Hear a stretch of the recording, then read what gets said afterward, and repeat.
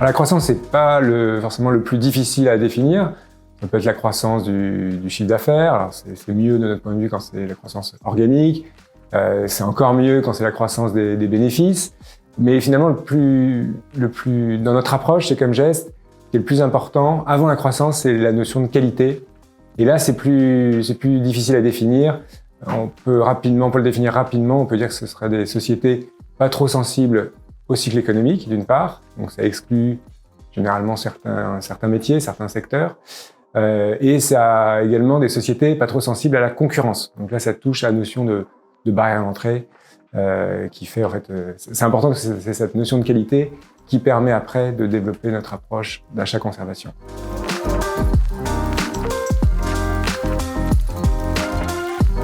Et le terrain de chasse favori d'un investisseur qualité et croissance, c'est d'abord 3 secteurs: la consommation, la santé et la technologie. Et dans la technologie, c'est davantage du software que du hardware.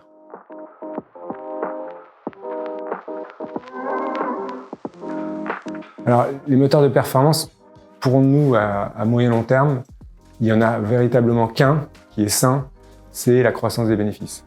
Et c'est le seul sur lequel on estime que c'est un peu moins difficile, si vous voulez, de prévoir les bénéfices à 5 ans de certaines sociétés qui sont peu sensibles aux facteurs externes que d'essayer de prévoir l'évolution des taux d'intérêt, de l'inflation ou de la croissance.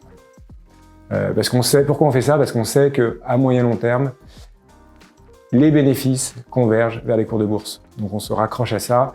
Et finalement, le luxe que l'on a chez Comgest, c'est d'avoir cet horizon long terme qui permet un peu de mettre de côté le bruit quotidien de marché qui, de notre point de vue, n'aide pas forcément à avoir une bonne performance à long terme.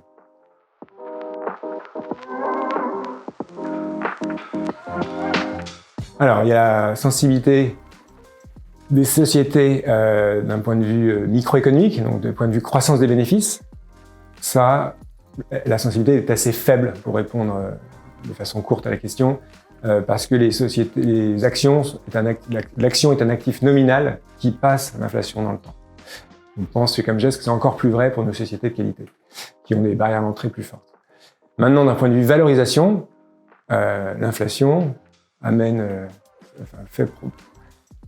impose la hausse des taux, et cette hausse des taux comprime les valorisations de tous les actifs risqués. Donc, il y a une vraie sensibilité.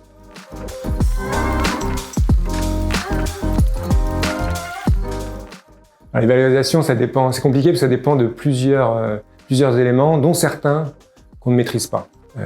La psychologie du moment qui est compliquée, le niveau de taux d'intérêt qu'on estime ne pas maîtriser, et finalement ce qu'on estime pouvoir davantage maîtriser, c'est l'évolution des bénéfices dans le temps. Et en fait, c'est pour ça qu'il faut se placer sur les valorisations. C'est comme ça qu'on raisonne chez Comgest.